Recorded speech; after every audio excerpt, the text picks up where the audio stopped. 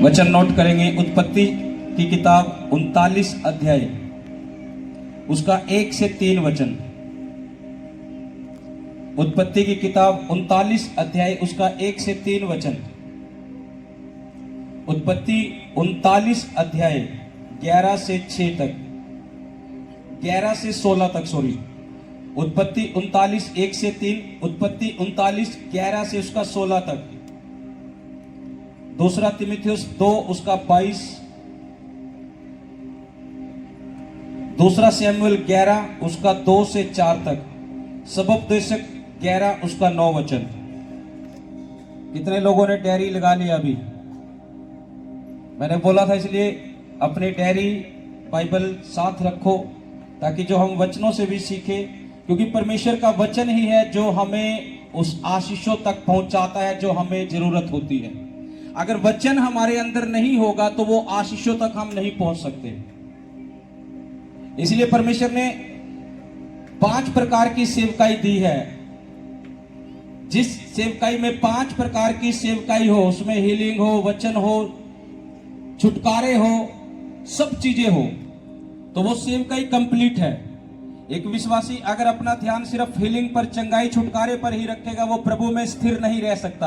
अगर थोड़ा सा दुख उसकी लाइफ में आएगा, वो फिर परमेश्वर से पीछे हट सकता है।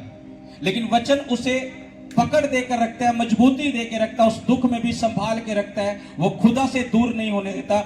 इसीलिए हर चीजें एक व्यक्ति के लिए जरूरी है कि वो परमेश्वर में वचन को भी और अपने छुटकारे को भी और अपनी सब चीजों को जो वो चाहता है परमेश्वर से लेना, वो बना के रखे अपने उस वचन के अनुसार जो खुदा उसे देता है। पिछले संडे मैंने आपको विश्वास के बारे में बताया कि विश्वास का एक ऐसा रोल है जो हम परमेश्वर से चाहते हैं, परमेश्वर हमें वो दे सकता है। बाइबल में जिन जिन लोगों ने विश्वास की अच्छी कुश्ती लड़ी है, उन लोगों ने अपने जीवन में बड़े कामों को होता हुआ देखा है।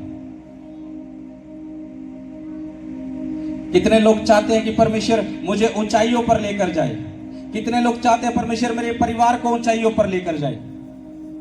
अपने पड़ोसी को बोल दो, पाप से दूरी बना। फिर से बोलो, पाप से दूरी बना, तो ऊंचाइयों की तू तैयारी कर रहा होगा।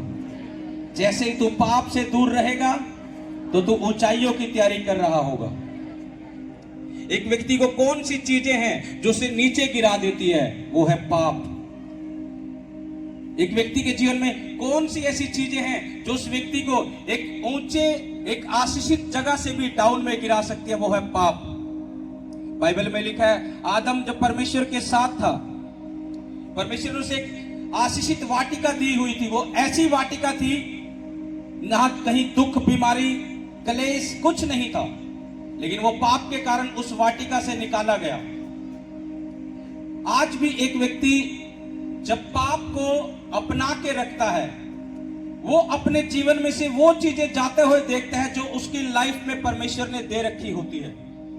उसकी लाइफ में से, उसके जीवन में से वो जाता हुआ देखता है, क्योंकि पाप के कारण वो आशीषें उस व्यक्ति के लिए मरना शुरू हो जाती है, जो आशीषें परमेश्वर उसे दे के रखता है। बाइबल में एक वचन पढ़ेंगे, उत्पत्ति 39 उसका 1 से 3। जब यूसुफ मिस्र में पहुंचाया गया, तब पोतीपर नामक एक मिस्री ने, जो फिरौन का हकीम और अंगरक्षकों का प्रधान था, उसको इस्माइलियों के हाथ से जो उसे वहां ले गए थे मोल लिया। यूसुफ अपने मिस्री स्वामी के घर में रहता था और यहोवा उसके संग था। यूसुफ के संग यहोवा था। यूसुफ के जीवन के बारे में बाइबल बता रही है। अगर यूसुफ के जीवन को हम देखें, वो बचपन से ही परमेश्वर के भय में चलने वाला और पवित्रताई में चलने वाला था। उसे पाप पसंद नहीं था। वो शुरू से ही पाप से दूरी उसने बना के रखी यूसुफ ने। अगर उसके सगे भाई कोई पाप करते थे, कोई गुनाह करते थे, वो अपने भाइयों के भी पाप और बुराई की बातें अपने पिता को बता देता था। वचन में ऐसा लिखा है कि उसके भाई जो भी गलत करते थे वो साफ साफ अपने पिता को बताता था। ये उसके अंदर एक परमेश्वर के प्रति विश्वास योग्यता और परमेश्वर का भय था कि जो पाप अगर कोई उसके भाई कर रहा है वो अपने पिता को वैसे ही बताता था। वो इतना परमेश्वर के भय में बचपन से ही और पवित्रताई में चलता था। परमेश्वर भी इसी तरह से आज उसके बेटे उसकी बेटियों से वो चाहता है कि वो पवित्रताई में चले, क्योंकि पवित्रताई एक ऐसा, जैसे ही एक कलीसिया पवित्रताई में शुरू करती है अपने जीवन को जीना, परमेश्वर उसे ऊंचाइयों पर उठाना शुरू करता है। लेकिन जरूरी नहीं है वो ऊंचाई आप एकदम से पालो। उस ऊंचाई तक पाने के लिए जब आप पवित्रताई में चलते हैं, जो चीजें आपने की भी नहीं होती है उन चीजों पर भी लोग आप पर उंगली उठाने लग जाते हैं। जो पाप आपने किए भी नहीं, जो गुनाह आपने किए भी नहीं, आपको लगता है कि मैंने ऐसा किया नहीं, मेरे परिवार ने ऐसा किया नहीं, फलाना मेरा रिश्तेदार, मेरा पड़ोसी मुझ पर क्यों ऐसा कह रहा है, उन चीजों का सामना करना पड़ता है बहुत बार। जब एक व्यक्ति पवित्रताई में जीने का अपना फैसला लेता है, यूसुफ ने जब फैसला लिया था कि मैं पवित्रताई में रहूंगा, बचपन से ही उसकी लाइफ में वो दुख तकलीफें रही। कभी उसके भाइयों ने उसे मारने की कोशिश की, कभी उसे गड्ढे में डाल दिया। किसके कारण? उसी पवित्रताई के कारण जो वो चल रहा था, उसी भय के कारण जो परमेश्वर का उसके जीवन में था। लेकिन इस चीज को मेरे भाइयों मेरी बहनों याद रखो कि जब हम एक ऊंचाई पर जाते हैं तो हमें इन चीजों से बहुत बार होकर गुजरना पड़ता है।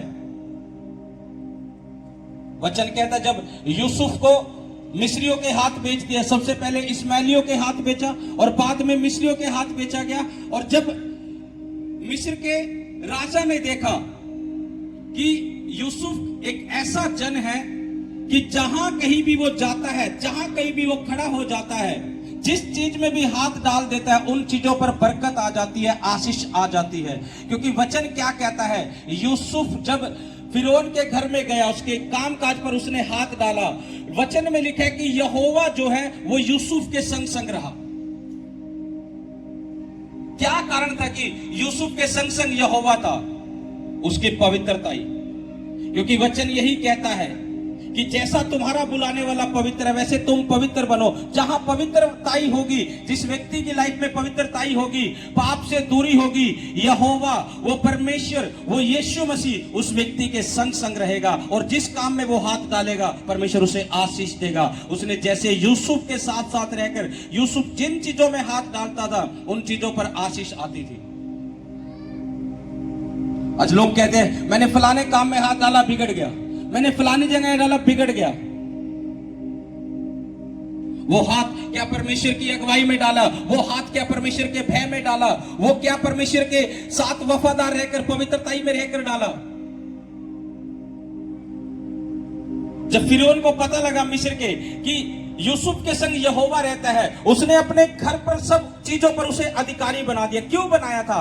वो देख रहा था कि ये जिस जगह भी खड़ा होता है, जिस जगह भी ये जाता है, जिन चीजों में हाथ डाल रहा है वो बरकतों में आ जाती है। उसने अपने घर का अधिकारी इसीलिए बनाया था। इस वचन को पूरा सुनो, देखो क्या हुआ। हाँ, और यहोवा उसके संग था, इसलिए वह भाग्यवान पुरुष हो गया। भाग्यवान पुरुष हो गया। हाँ, और यूसुफ के स्वामी ने देखा कि यहोवा उसके संग रहता है। यूसुफ के स्वामी ने देखा, यानी वो राजा ने जिसने उसे खरीदा था, उसके स्वामी ने उसे देखा कि यहोवा यानी परमेश्वर यूसुफ के संग रहता है। हाँ, और जो काम वह करता है उसको यहोवा उसके हाथ से सफल कर देता है। जो काम यूसुफ करता है उसके हाथ से सफल कर देता है। एक अन्य जाति भी इस चीज को देख रहा था कि जो काम ये यूसुफ करता है कि परमेश्वर इसके साथ है, और जिस काम में हाथ डालता है उस काम को परमेश्वर सफल कर देता है। उस अन्य जाति राजा ने भी ये बात परखी। हाँ, आगे पढ़ो, इसका भी पढ़ दो आगे भी। तब उसकी अनुग्रह की दृष्टि उस पर हुई और वह उसकी सेवा टहल करने के लिए नियुक्त किया गया।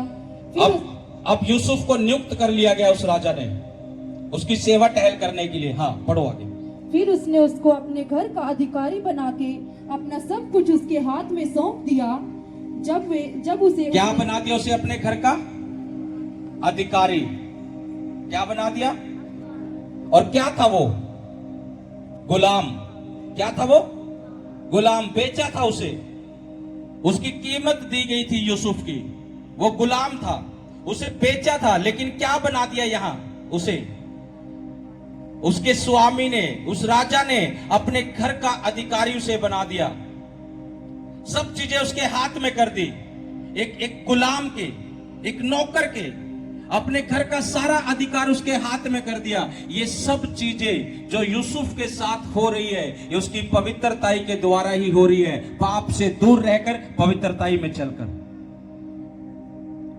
आज भी एक व्यक्ति अगर अपने जीवन में वो ऊंचाइयों को देखना चाहता है, उसे पाप से दूरी बनानी होगी, पवित्रताई का फैसला लेना होगा कि मैं पवित्रताई में चलूं, उस पाप से दूर होकर। जहां भी तुम होंगे, जिस भी हाल में होंगे, यूसुफ क्या था? गुलाम था। जहां भी था, जिस हाल में भी था, परमेश्वर ने वहां भी उसे ऊंचाइयों पर रखा। गुलाम होने के बावजूद राजा ने उसे अपने सब चीजों पर अधिकारी ठहरा दिया। क्यों ठहरा दिया? क्योंकि परमेश्वर उसके साथ था और राजा देख रहा था कि ये जिस भी कामों में हाथ डालता है वो काम सफल हो जाता है। तो मैं इसे अपने घर के ऊपर अधिकारी ठहराऊंगा कि मेरे घर के जिस भी काम में ये हाथ डाले, ताकि मेरे घर के काम सब सफल हो। परमेश्वर ने इस तरह से यूसुफ का साथ दिया। यूसुफ की लाइफ में दुख चल रहे थे, तकलीफें चल रही थी, लेकिन यूसुफ इस चीज को भी देख रहा था कि अगर मेरी लाइफ में कहीं दुख चल रहे हैं, कहीं परीक्षाएं चल रही है, तो वो ये चीज भी देख रहा था कि परमेश्वर का हाथ भी मेरे ऊपर है। वो इस चीज को भी जानता था। उन दुखों में जब उसे पता चलता था कि राजा ने मुझे ऊंचाइयों पर मेरे पद को बढ़ा दिया है, उसे दिखता था कि अगर ये दुख मेरी लाइफ में चल रहे हैं तो परमेश्वर का हाथ भी उसे दिखता था कि परमेश्वर यहां भी मेरे काम कर रहा है।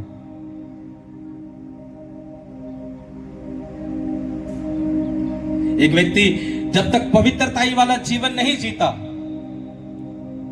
वो अपनी ऊंचाइयों को देखता नहीं है।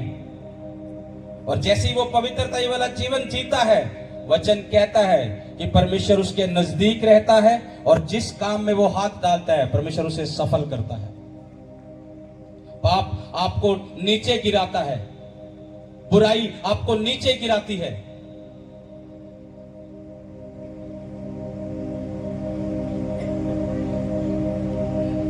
अगर यूसुफ का जीवन चेक करें, कुछ कुछ गुण मिलाए हम, नए नियम में जब हम देखते हैं यीशु मसीह ने क्या कहा है। यीशु मसीह चाहता है कि हम उसकी तरह बने, उसके जैसे बने। अगर कुछ कुछ गुण यूसुफ की तरह देखे जाएं, यीशु मसीह को भी बेचा गया था और यीशु मसीह को भी बेचा गया था। यीशु मसीह को भी वो मुकुट यीशु मसीह के हाथ में आया जिसे कोई नहीं पा सका। उसने कहा वो मैं तुम्हें दूंगा। और यूसुफ ने भी उस पीएम का, उस मंत्री का मुकुट पाया पवित्रताई में रहकर। जब एक व्यक्ति पवित्रताई में चलता है, यीशु मसीह ने अपना पूरा जीवन पवित्रताई में बिताया है, इसलिए वो पिता के दाहिने जा बैठा। उसने एक एक आज्ञा पूरी की है। यूसुफ ने जब कोई पाप करता था उसका भाई, तो वो अपने भाइयों की बुराई, वो सब बातें जो उसके भाई करते थे, अपने पिता को वो बताता था।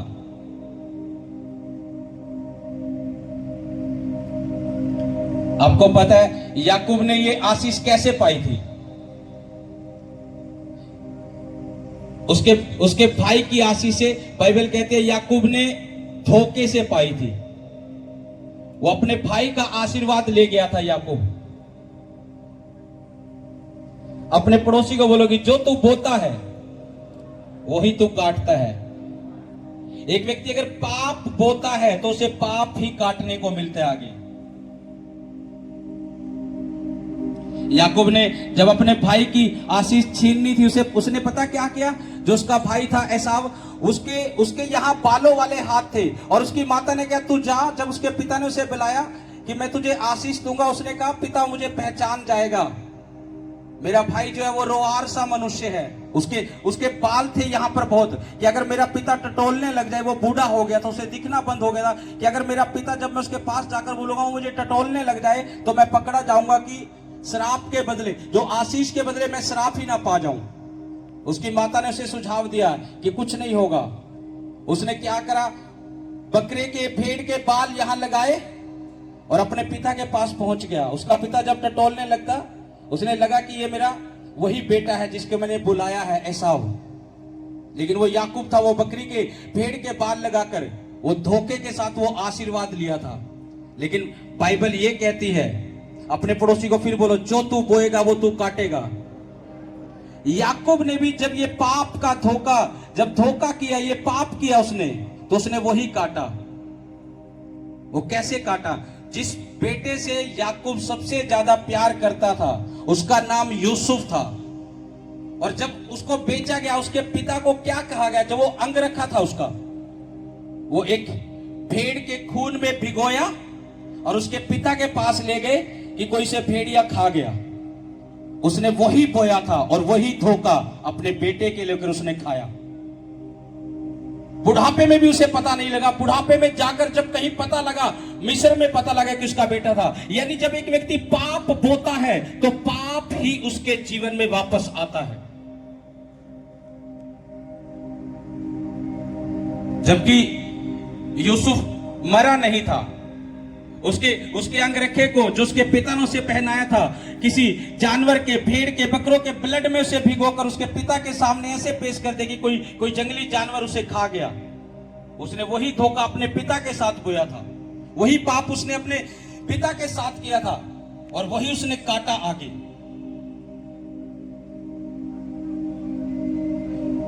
मेरे प्रियो, पवित्रताई वाला जीवन जब होता है तो वो ऊंचाइयों पर लेकर जाता है। आज तुम हो सकता है किसी पाप में पड़े हो, इसका पाप का असर आने वाली पीढ़ियों तक होता है। अगर कोई भी पाप कर रहा है उसके बच्चों पर वो असर दिखता है। इस चीज को याद रखना। तुम ये मत सोचो कि मैं पाप कर रहा हूं तो मेरे तक ये सीमित है, बच्चों तक उस पाप का असर जाता है। बाइबल कहते हैं दाऊद ने जब पाप किया उसके बेटे पर वो असर गया। अगर आज एक व्यक्ति पाप को त्याग नहीं रहा है, आज भी वो पाप वाला जीवन जी रहा है, तो उसके बच्चों के लिए वो वही बो रहा है जो वो खुद कर रहा है। परमेश्वर चाहता है कि हम पाप से दूरी बना के रखें, क्योंकि परमेश्वर की भी इच्छा यही है कि उसके बेटे, उसकी बेटियां एक ऊंचाइयों पर जाए, वो उस गड्ढे से निकले जो पाप में वो पड़े हैं, जिस गड्ढे में। यूसुफ जब पवित्रताई में चल रहा, इतने अटैक वो फेस कर रहा, इतने अटैक का सामना कर रहा, वो जो काम उसने किए भी नहीं, उन चीजों का भी इल्जाम उस पर लग रहा। एक तो ये बात अलग है कि उसने किए हैं वो काम, चलो वो इल्जाम लग गया उस पर, उसने किए भी नहीं। जब आप फैसला लेते हो पवित्र जीवन जीने का, जब आप फैसला लेते हो अपने बुरे काम, अपने नशों से, बुरी आदतों से उन्हें छोड़ने का जब फैसला लेते हो आप, हो सकता है बहुत बार इसी तरह से आप पर वो अटैक होते हो। एक वचन पढ़ो, उत्पत्ति 39 उसका 11 से 16। एक दिन क्या हुआ कि यूसुफ अपने कामकाज करने के लिए घर में गया और घर के सेवकों में से कोई भी घर के अंदर ना था। तब उस स्त्री ने उसका वस्त्र फाड़कर कहा, मेरे साथ सो। पर वह अपना वस्त्र उसके हाथ में छोड़कर भागा और बाहर निकल गया। यह देखकर कि वह अपना वस्त्र मेरे हाथ में छोड़कर बाहर भाग गया, उस स्त्री ने अपने घर के सेवकों को बुलवाकर कहा, देखो वह एक इब्री मनुष्य को हमारा तिरस्कार करने के लिए हमारे पास ले आया है।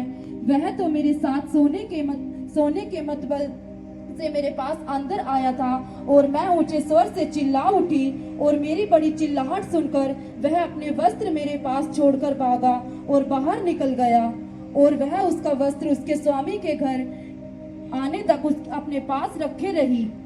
उसने, औरत ने जब उस पर इल्जाम लगाया, ऐसा नहीं है कि उसने पहली बार उस पर अटैक किया हो, वो औरत बार बार उस पर अटैक कर रही होगी। वो शैतान उस पोतीपर की पत्नी के अंदर बार बार अटैक कर रहा होगा, क्योंकि यूसुफ उसी घर का अधिकारी था।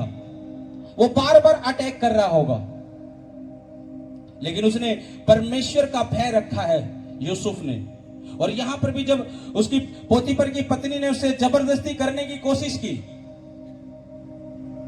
उसने देखा वो वहां से भाग गया और उसके जो वस्त्र था यूसुफ का उस औरत के हाथ में रह गया।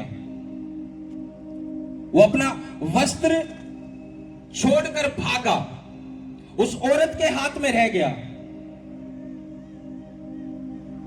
उसने अपने वस्त्र को तो खोया यूसुफ ने, लेकिन अपने चरित्र को बचा लिया था। उसने वस्त्र की कोई परवाह नहीं की कि मेरा वस्त्र वहां रह गया।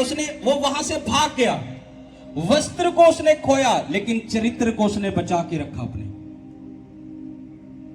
बहुत बार ऐसे फैसले एक व्यक्ति को लेने पड़ते हैं। हो सकता है कहीं भी तुम काम काज कर रहे हो, कोई चोरी का पाप हो, वहां तुम्हें लगता है ये काम चोरी किए बिना मेरा चलता नहीं है, तुम्हें खोना पड़ेगा वो, और अपने चरित्र को साफ रखना पड़ेगा। यूसुफ ने वो वस्त्र खोया, लेकिन उस चरित्र को साफ रखा अपने। तुम्हारी लाइफ में कोई ऐसा काम हो जाए, तुम्हें लगता होगा कि मेरा इसके बिना तो चल नहीं सकता, तुम्हें वो चीजें खोनी होगी, अपना चरित्र जो है वो साफ रखना होगा, तो तुम परमेश्वर से कुछ पा सकते हो। यूसुफ अपने मालिक के प्रति, अपने स्वामी के प्रति भी वफादार रहा, और परमेश्वर का भय भी उसने उस समय भी बना के रखा जब उसे कोई देख नहीं रहा था। आपको लाख लगे कि कोई मुझे देख नहीं रहा, कौन देख रहा है यहां, मैं इस पाप को कर रहा हूं, मैं इस बुराई को कर रहा हूं। यूसुफ ने अपना कपड़ा भले ही खोया हो, लेकिन अपने चरित्र को उसने खोने नहीं दिया, अपने चरित्र को उसने बना के रखा। तुम जिस भी जगह हो, हेरा फेरी नहीं, चोरी नहीं। तुम्हें लगता है कि मेरा चलता नहीं है, इतने में मेरा चलेगा नहीं, अगर मैं ये काम नहीं करूंगा तो, अपने बिजनेस में ऐसा नहीं करूंगा, ये चोरी नहीं करूंगा, ये हेरा फेरी नहीं करूंगा, नहीं चलेगा।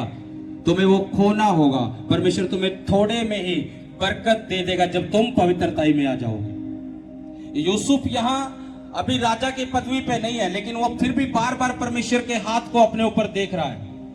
अधिकारी बना, गुलाम होने के बावजूद भी वो परमेश्वर के हाथ को देख रहा है कि परमेश्वर मेरे जीवन में काम कर रहा है। इसी तरह से एक पाप से दूरी बनाकर रखने वाला व्यक्ति तंगी में भी, समस्या में भी, दुखों में भी परमेश्वर के हाथ को अपने ऊपर देखता है जब परमेश्वर उसके जीवन में काम करता है। पाप आपको नीचे गिराता है, पाप आपको वहां ले जाता है जहां आप चाहते भी नहीं, लेकिन आपको खींच कर लेकर जाता है, क्योंकि वो एक बंधन है। तुम जाने की कोशिश नहीं करोगे वहां पर, लेकिन वो तुम्हें खींच लेगा, क्योंकि वो बंधन जब तक उस बॉडी के साथ, शरीर के साथ जब जुड़ा हुआ है, वो खींचता है, वो वहां खींचता है जहां चाहते भी नहीं। बाइबल इसीलिए कहती है, दूसरा तीमुथियुस 2:22, देखो क्या कहा बाइबल में, जवानी की अभिलाषाओं से भाग। परमेश्वर ने क्या कहा, जवानी की अभिलाषाओं से भाग।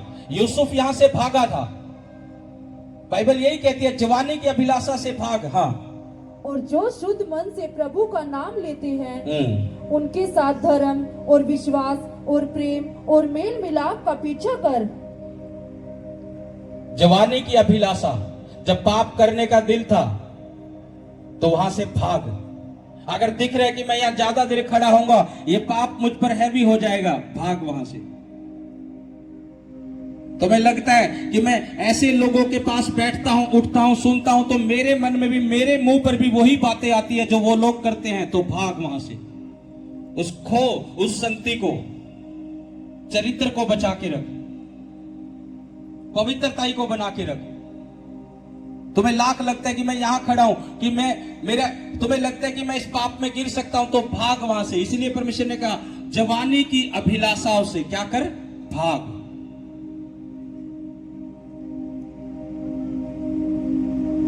तुम्हें लाख लगे, जहां मैंने आपको बताया बहुत बार, शैतान का सबसे जहरीला तीर यही है, व्यभिचार। सबसे जहरीला तीर एक व्यक्ति की लाइफ में वो यही अटैक करता है। उसी तीर से अगर कोई घायल हो गया तो वो आत्मा में मर जाता है, लेकिन यूसुफ उस तीर से भी बचा। और परमेश्वर इस वचन के द्वारा यही बता रहा है कि वो आप पर अटैक कर सकता है इस तरह से, लेकिन हमने उस सिचुएशन में, उस जगह से, उन चीजों से, उन बातों से भागना होगा जैसे यूसुफ भागा था। और परमेश्वर ने कहा, जवानी की अभिलाषाओं से भाग।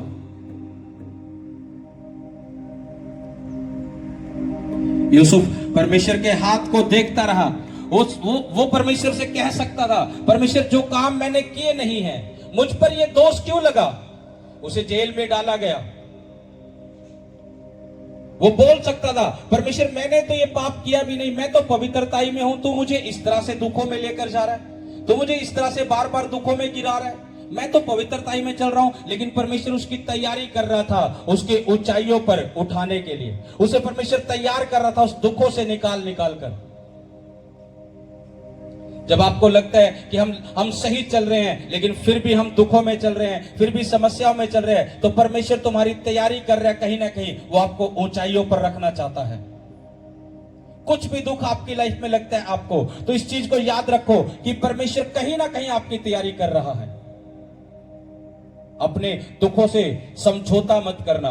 यूसुफ ने समझौता नहीं किया, उनके अधीन नहीं हो गया यूसुफ कि जो परीक्षाएं उसकी लाइफ में चल रही थी वो उनके सामने झुक गया हो, अधीन हो गया हो, उसके अधीन नहीं हुआ, उनके ऊपर वो रहा।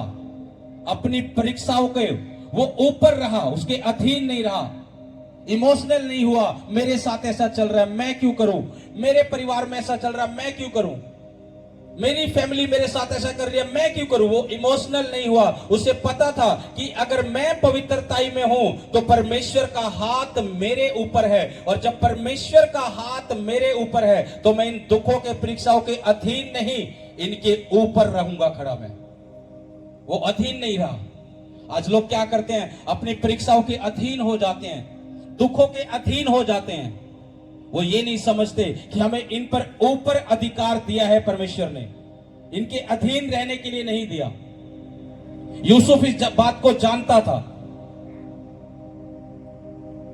वो निराश नहीं हुआ, अधीन नहीं हुआ, उन चीजों के, उन दुखों के ऊपर रहा हमेशा वो।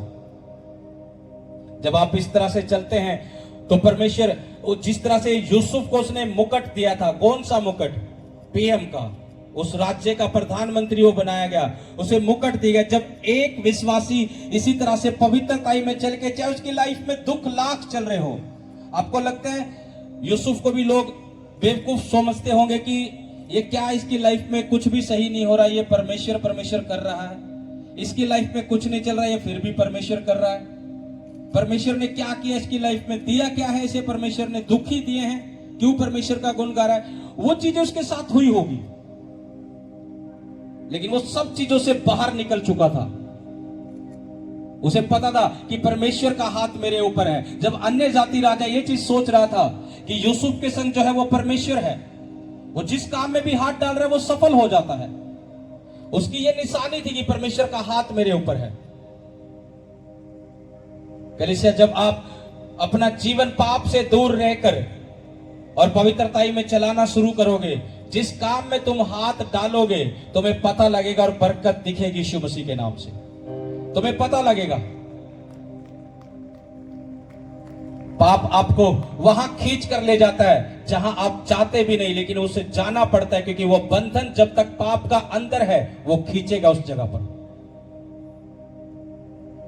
हालेलुया। बाइबल ने क्या, जवानी की अभिलाषाओं से भाग। आज शैतान सबसे ज्यादा अटैक क्या कर रहा है? यही कर रहा है। यूथ में क्या कर रहा है? यही कर रहा है, व्यभिचार के अटैक, व्यभिचार में गिराना। और जब ये अटैक होता है पूरा जीवन खराब हो जाता है, पूरी मसीह लाइफ, आत्मा पूरी तरह से टोटल खराब हो जाती है। पता नहीं लगता कहां गए, कहां नहीं, कहां थे, कहां नहीं, क्योंकि वो पाप आपको वहां खींच कर ले गया जहां आप नहीं चाहते थे।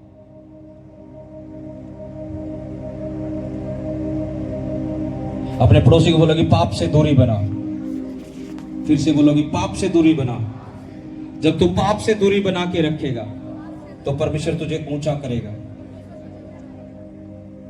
उसने कहा जवानी की अभिलाषाओं से भाग। यूसुफ को पता था, वो भागा वहां से। अपना वस्त्र भले ही गवा दिया उसने, लेकिन चरित्र को गवाने नहीं दिया, चरित्र को उसने बचा के रखा। और परमेश्वर ने यही चीजें उसकी लाइफ में देखी। आज लोगों की लाइफ में थोड़ा सा कुछ भी हो, मेरा रिश्तेदार था जी, इसलिए मैंने भी ये काम कर लिया, अगर ना करता तो रिश्तेदार नाराज हो जाता। परमेश्वर ने कहा गवा दो उन चीजों को, लेकिन चरित्र को बचा के रखो, पाप से दूरी बना के रखो।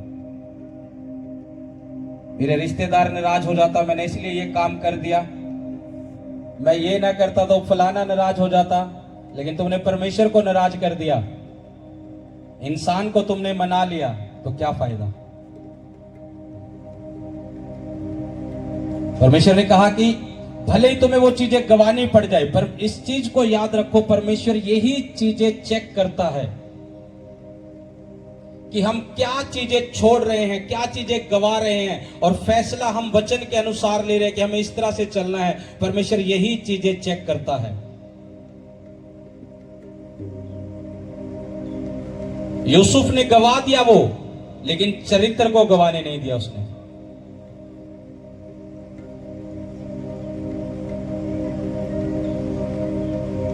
तुम्हारे लाख तुमसे कोई नाराज होता हो, अगर परमेश्वर का वचन तुमसे तड़वा रहा है, उन चीजों को गवा देना। मैं आपको कह रहा हूं, परमेश्वर तुम्हें ऊंचा कर देगा।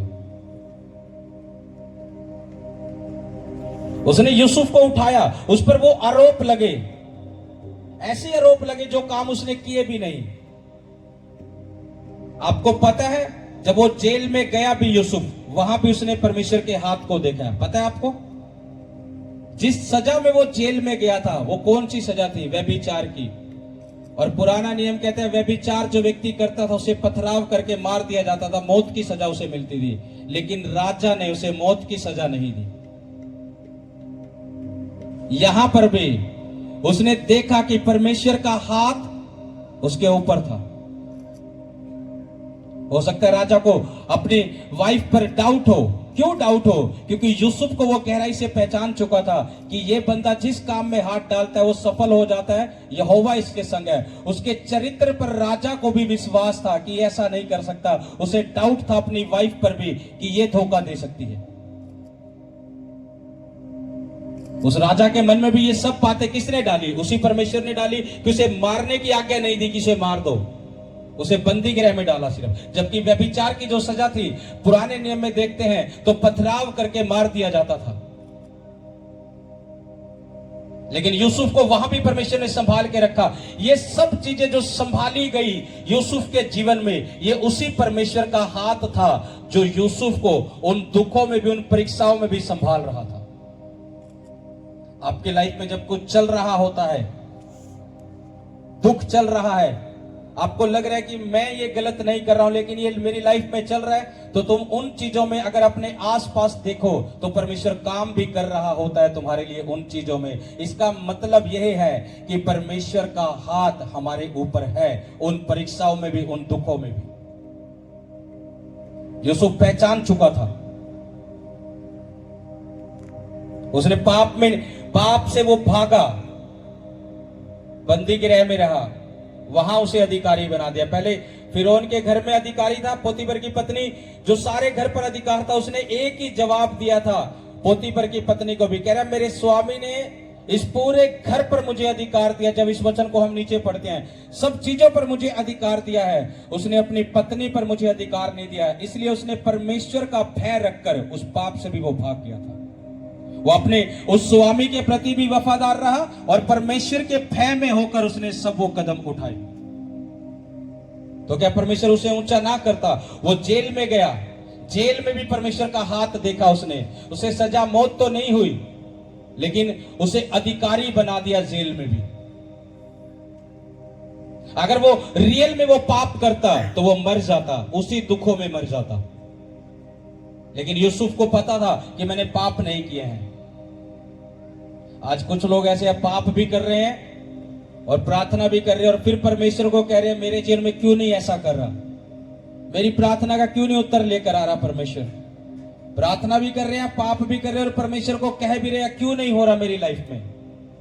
तुम्हें अपने आप से सवाल करना चाहिए कि मुझे ये पाप छोड़ना है, इसलिए मेरे जीवन में ये काम हो सकता है नहीं हो रहा है। मुझे ये बुराई से दूर रहना है, इसलिए मेरे जीवन में ये काम नहीं हो रहा है। तुम्हें अपने आप से सवाल करना है बजाय परमेश्वर के। बाइबल कहती है कि परमेश्वर सच्चा है, वो सच्चा है। अगर तुम परमेश्वर पर सवाल जवाब करने से पहले अगर अपने आत्मा से सवाल जवाब करो प्रार्थना में बैठकर, और अपनी कमियों से बुराइयों से सवाल जवाब करो और इनको दूर करने का निर्णय लो, फिर तुम्हें परमेश्वर से सवाल जवाब करने की जरूरत नहीं होगी कि परमेश्वर तूने ऐसा क्यों नहीं किया, तूने वैसा क्यों नहीं किया। फिर तुम यो बोलोगे दूसरे लोगों को भी, परमेश्वर ने मेरी लाइफ में ऐसी आशीष दी है, परमेश्वर ने ये बरकत दी है। क्यों? क्योंकि तुमने अपनी आत्मा से पहले सवाल जवाब किए हैं। उपवास का मतलब क्या है? आज उपवास में जिस तरह से हम बैठे हैं, जो कलीसिया उपवास में बैठी है, उपवास का मतलब क्या है? परमेश्वर के नजदीक रहना। उपवास एक ऐसा जरिया है कि हम उपवास में अपनी इच्छा को पूरी तरह से मार के परमेश्वर के नजदीक रहते हैं। ये हमारा बलिदान है एक उपवास का, और परमेश्वर यही चीजें चेक करता है उपवास में भी।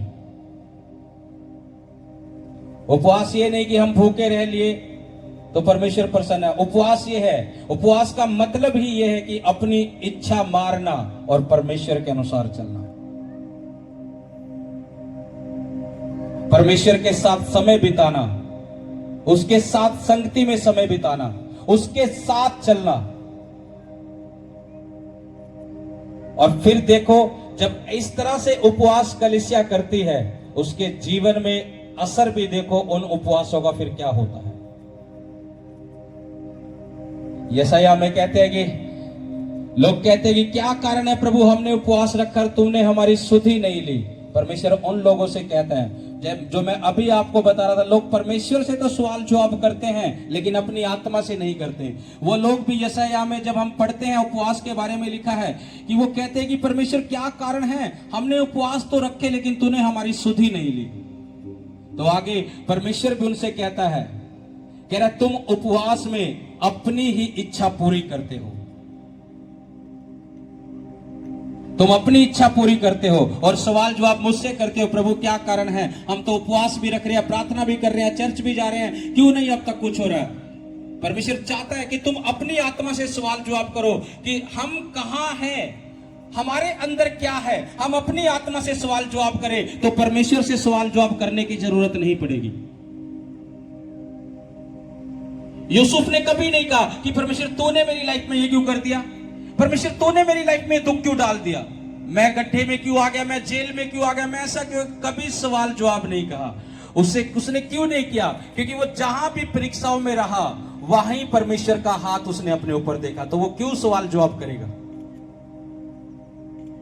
वही जहां भी जिस भी दुख में गया वो वही परमेश्वर का हाथ देखा, क्यों सवाल जवाब करेगा। सवाल जवाब वो करेंगे जिनको परमेश्वर का हाथ ही नजर नहीं आ रहा।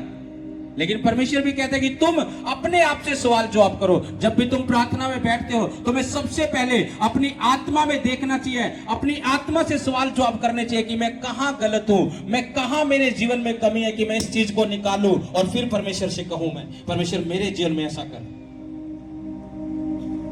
लेकिन क्या करे, शैतान वहां तक ले जाने नहीं देता। वो सिर्फ परमेश्वर पर ही दोष लगाने के लिए एक विश्वासी को उकसा के रखता है कि क्या करा परमेश्वर ने तेरी लाइफ में, क्या करा तेरे घर में, क्या करा तेरे जीवन में अब तक। उसका काम यही है कि वो परमेश्वर पर दोष लगाए। स्टार्टिंग से ही, उत्पत्ति से ही उसने हव्वा को जब बहकाया तो परमेश्वर पर दोष लगाकर बहकाया कि परमेश्वर नहीं चाहता कि तुम उसके समान बन जाओ। उसका काम ही ये है कि परमेश्वर पर दोष देना। अगर तुम्हारी आत्मा, तुम्हारे विचार परमेश्वर को दोष देते हैं अभी भी कि परमेश्वर क्यों नहीं तूने मेरे जीवन में अब तक ऐसा करा, क्यों नहीं कर रहा, तो तुम्हें पहचाननी है कि ये आवाज मेरे जीवन में कहां से आ रही है। शैतान का काम है हमेशा परमेश्वर पर दोष लगाना, हमेशा वो दोष लगाएगा। लेकिन मैं आपको बता रहा हूं कलीसिया, आज जैसी तुम प्रार्थना में बैठोगे, जब अपने घर में भी, यहां पर भी, तुम सबसे पहले अपने उन कमियों को, अपनी उन बुराइयों को अपने जीवन में देखना और निर्णय लेने कि मैं ये दोबारा नहीं करूंगा। और फिर थोड़े समय के बाद तुम देखना कि तुम्हारा जीवन क्या होगा। अगर हो सकता है वो समस्या तुम्हारी वही रहे, वो परीक्षा तुम्हारी वही रहे, लेकिन उस परीक्षा में तुम्हें निकास नजर आ जाएगा, रास्ता नजर आ जाएगा। जो परमेश्वर ने कहा कि परमेश्वर सच्चा है, वो परीक्षाओं के साथ साथ निकास भी करता है। वो तुम्हें निकास, वो रास्ता नजर आ जाएगा उस परीक्षा में, फिर वो तुम्हारे लिए आसान हो जाएगी वो परीक्षाएं। तुम हंसकर निकलोगे, जिस तरह से यूसुफ निकला था, तुम हंसकर निकलोगे उन चीजों से। फिर आज किन लोगों को रास्ता दिखाई नहीं दे रहा है? जो पाप में भी है, प्रार्थना भी है, और परमेश्वर को कह रहे कर क्यों नहीं रहा? परमेश्वर कह रहा है तू अपने आप से सवाल जवाब कर।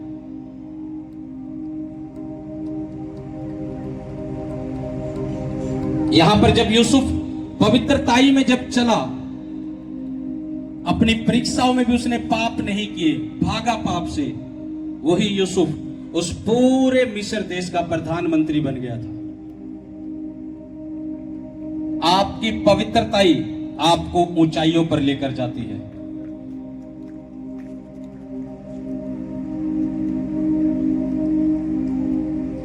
कुछ लोग मुझे बोलते हैं कि आप किस तरह से पढ़ते हो, क्या करते हो, क्या नहीं करते हो। आप बहुत से सेवक भी मुझसे बोलते हैं। मैंने उस व्यक्ति को बोला कि परमेश्वर में अपना जीवन इस तरह से होना चाहिए, तो तुम बढ़ती देख लोगे। और जो बातें मैं उसको, वो मुझसे पूछ रहा था, मैं खुदा के घर में खड़ा हूं,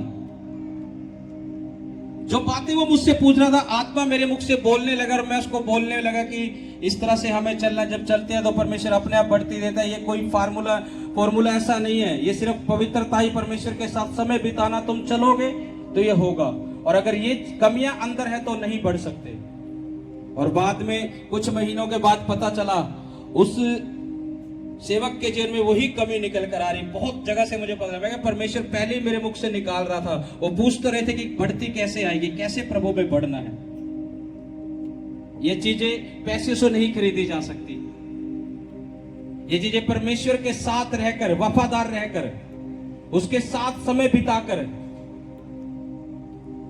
फिर ये चीजें परमेश्वर देता है।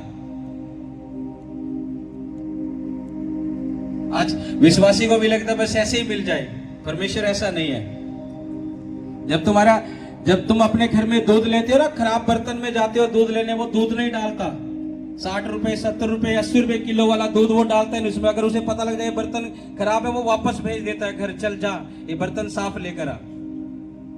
वो इतना समझता है अपने दूध की कीमत, वैल्यू क्या है, वो वापस भेज देता है। तो परमेश्वर क्यों नहीं समझेगा अपनी आत्माओं की वैल्यू कि कहां ये पाप में है, पहले इसे ये छोड़े। जब ये समझ चुके हैं पूरी तरह से वचन को, जब ये पहचान चुके हैं मुझे, फिर क्यों इन चीजों को अपने अंदर लिए फिर रहे हैं। एक वो बात अलग है जिसको पता ही नहीं है पाप है क्या है, जिसने परमेश्वर को जाना ही नहीं है, जिसको पता ही नहीं क्या है। लेकिन एक बात वो जिसको पता सब कुछ है कि परमेश्वर क्या कहता है, पता सब कुछ है वचन क्या कहता है कि नहीं, पता सब कुछ है कि वचन ये भी कहता है हम इस तरह से नहीं चल रहा, लेकिन फिर भी वो चीजें हैं, तो परमेश्वर अपनी आशीषें नहीं उंडेलता, वो अपनी आशीषों को खराब नहीं करता। यूसुफ की लाइफ में दुख में भी अपनी आशीषें परमेश्वर उसे उंडेलता गया। पोतीफर की पत्नी ने बोला कि मेरे साथ सो, वहां से भागा, अपना कपड़ा वहां जरूर छोड़ कर गया, अपने कपड़े की परवाह नहीं की, लेकिन चरित्र को बचा लिया उसने। और एक व्यक्ति ने सेम पाप किया, दूसरा शमूएल 11 उसका 2 से 4 पढ़ेंगे। सांझ के समय दाऊद पलंग पर से उठकर राजभवन की छत पर टहल रहा था, और छत पर से उसको एक स्त्री जो अति सुंदर थी नहाती हुई देख पड़ी। जब दाऊद ने भेजकर उस स्त्री को पूछवाया, तब किसी ने कहा, क्या यह एलियाम की बेटी और हित्ती और यहाँ की पत्नी बेतशबा नहीं है? तब दाऊद ने दूत भेजकर उसे बुलवा लिया, और वह दाऊद के पास आई और वह उसके साथ सोया। तब वह अपने घर लौट गया। दाऊद ने ये पाप किया, दाऊद उस स्त्री के साथ सोया और यूसुफ वहां से भागा एक स्त्री के पास से। अब दोनों की आशीषें चेक करो, एक ने पाप नहीं किया, एक भागा उस स्त्री के पास, वो नहीं गया, उस व्यभिचार में नहीं पड़ा, लेकिन एक गिर गया। यूसुफ तो जो है वो प्रधानमंत्री बन गया, लेकिन दाऊद ने कब पाप किया? जब चारों तरफ से वो शांति में था, आशीषित था।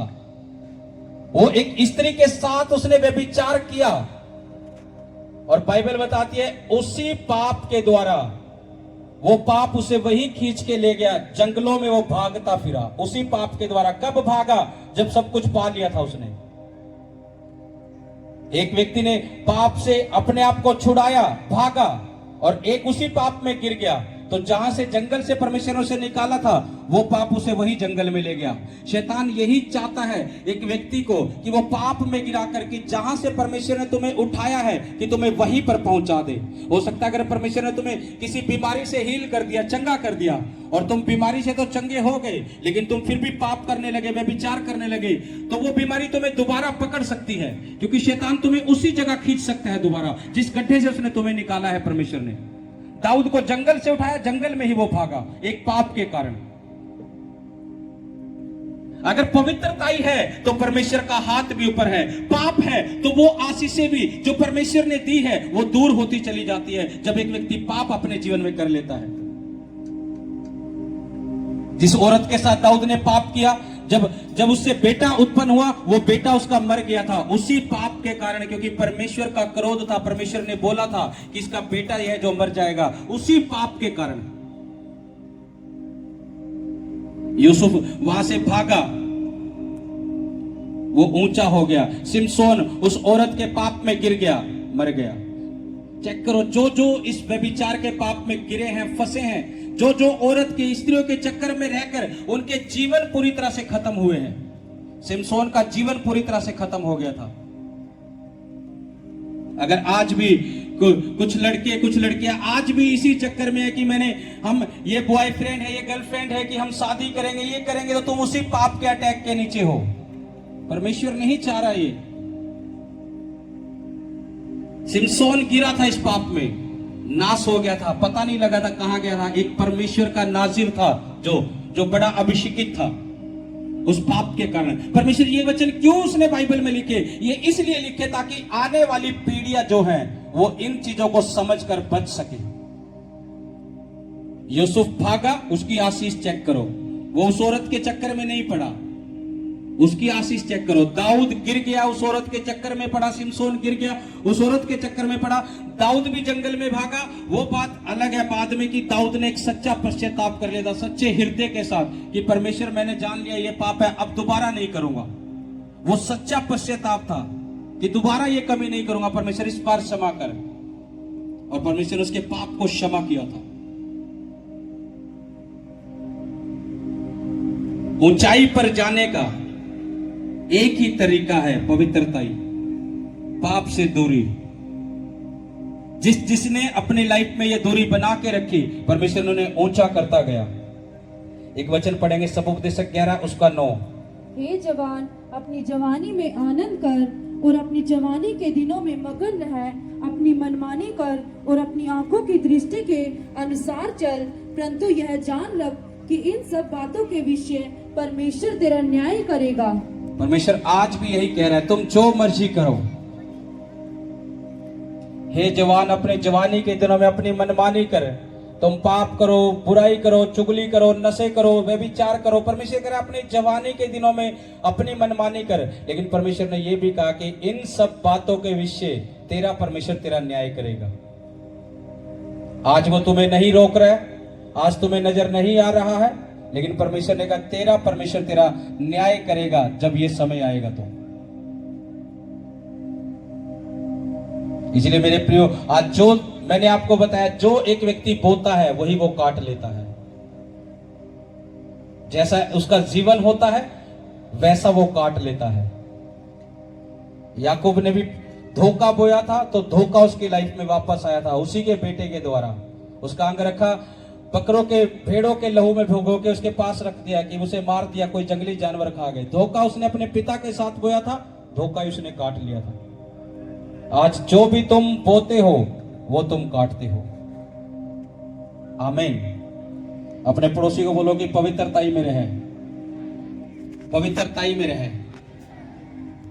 आमीन। आंखें बंद करो सब।